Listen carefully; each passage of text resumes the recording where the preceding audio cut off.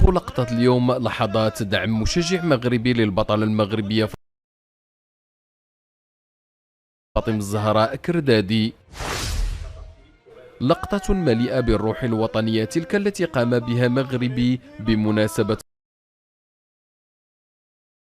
ماراثون السيدات، والتي فازت من خلالها العداء المغربية فاطمة الزهراء الكردادي بالميدالية البرونزية بعدما احتلت المرتبة الثالثة، وهو إنجاز كبير وتاريخي لأول مرة. وما أثار إعجاب الجميع هو قيام المشجع المغربي برفع الراية المغربية والركض بموازاة العداء المغربية من أجل تشجيعها لمواصلة الركض بأقصى ما تملك من أجل رفع علم المغرب عاليا. وفي هذا الإطار عبر النشطاء عن إعجابهم لما حققته فاطمة الزهراء، وأيضا ما قام به المشجع المغربي الذي ركض وهو يحمل العلم المغربي الغالي. وفي هذا الصدد قالت إحدى الناشطات معلقة على الفيديو: مغربي مشى يشجع البطلة المغربية فاطمة الزهراء الكردادي كيجري معاها في ماراثون السيدات وهاز العلم المغربي، يستاهل تكريم صراحة. جو كيف درابو والله ترو بو خويا، تبارك الله عليك. فاطمة الزهراء ستة، فاطمة الزهراء ستة، هذه فاطمة الزهراء، هذه فاطمة الزهراء، سيزيام فاطمة الزهراء، سيزيام، هياك سيزيام، هذه تخطيهم فاطمة الزهراء، أنا فاطمة الزهراء تخطيهم،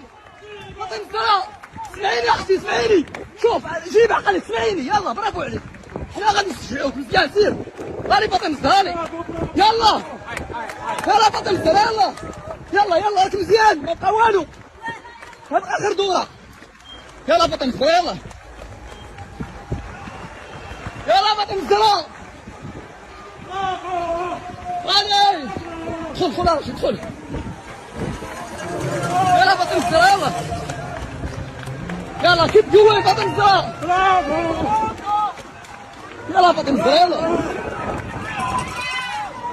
هذه فاطمة الزهراء،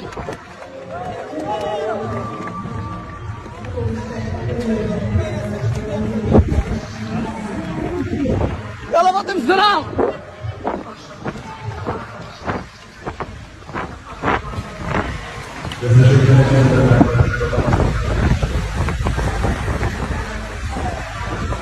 برافو اختي فاطمة الزهراء، يلا فاطمة الزهراء، يلا يلا، يلا فاطمة الزهراء، يلا، يلا فاطمة الزهراء، أسيزي يا فاطمة الزهراء، ايوه، يلا كريم، هذه